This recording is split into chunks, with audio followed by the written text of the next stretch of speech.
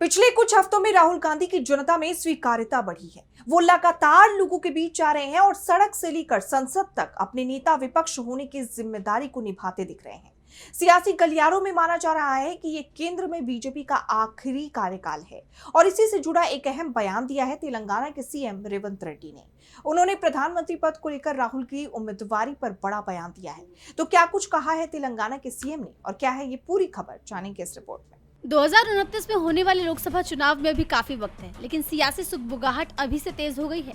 पिछले लोकसभा चुनाव में बीजेपी के नेतृत्व वाले एनडीए को कड़ी टक्कर देने के बाद विपक्ष ने खुद को मजबूत किया है। इस बीच तेलंगाना के मुख्यमंत्री रेवंत रेड्डी ने राष्ट्रीय राजनीति को लेकर एक बड़ा बयान दिया है। उन्होंने 2029 में राहुल गांधी के प्रधानमंत्री बनने की बात कही है।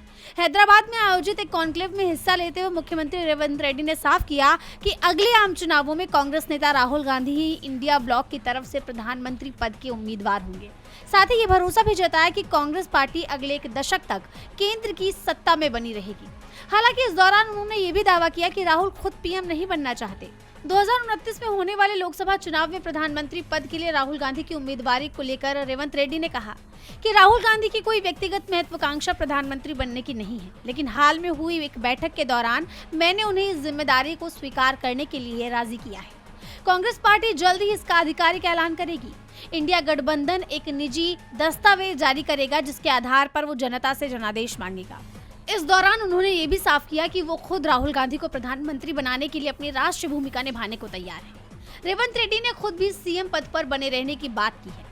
वहीं मुख्यमंत्री के इस बयान से सियासी हलचल तेज हो गई है।